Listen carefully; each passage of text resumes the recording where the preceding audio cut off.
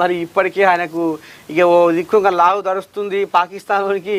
ఇక ఇటు ఈ పోరు అటు ఆ పోరు, మొత్తానికి ఈ రెండు పోర్లతోటి అటు ఊరోళ్ళ దేశపోళ్ళ పోరు అవుతుంది, ఇక్కడ భారత్ పోరు అవుతుంది. ఇదేంది? భారత్ సూపర్ ఆఫర్, అమెరికా సరుకులపై సుంకాలు ఎత్తేస్తానని ముందుకొచ్చింది.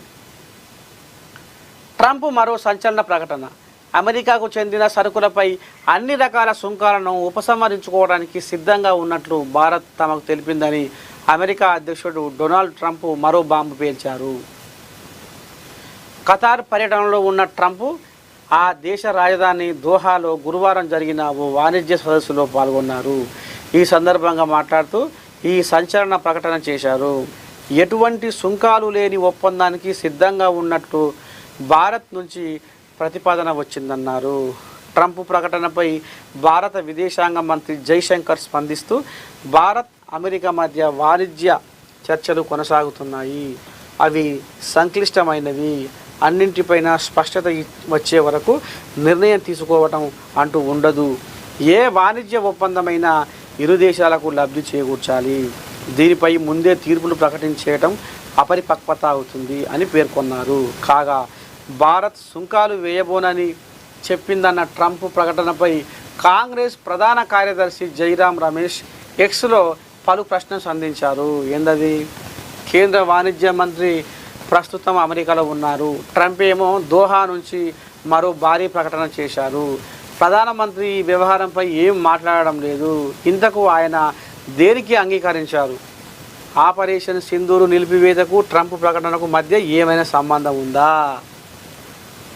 వస్తుంది బయటికి. ఇంతకు ఆయన దేనికి అంగీకరించారు? ఆపరేషన్ సింధూర్ నిలిపివేతకు ట్రంప్ ప్రకటనకు మధ్య ఏమైనా సంబంధం ఉందా అని పేర్కొన్నారు.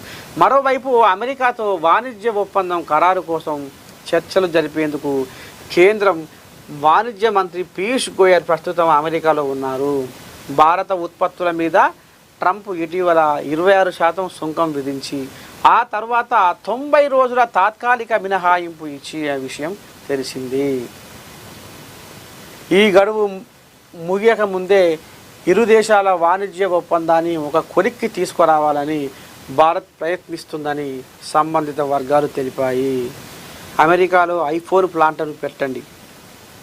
దోహా వాణిజ్య సదస్సులో ట్రంప్ మరో వివాదాస్పద ప్రకటన చేశారు. చైనా నుంచి భారత్కు ఐఫోన్ ప్లాంట్లను భారీ ఎత్తున తరలిస్తున్న యాపిల్ కంపెనీకి ఆ పని చేయవద్దని ట్రంప్ సూచించారు. యాపిల్ సీఈఓ టిమ్ కుక్తో అంతకుముందు రోజు జరిగిన సంభాషణ వివరాలను ఈ మేరకు వెల్లడించారు.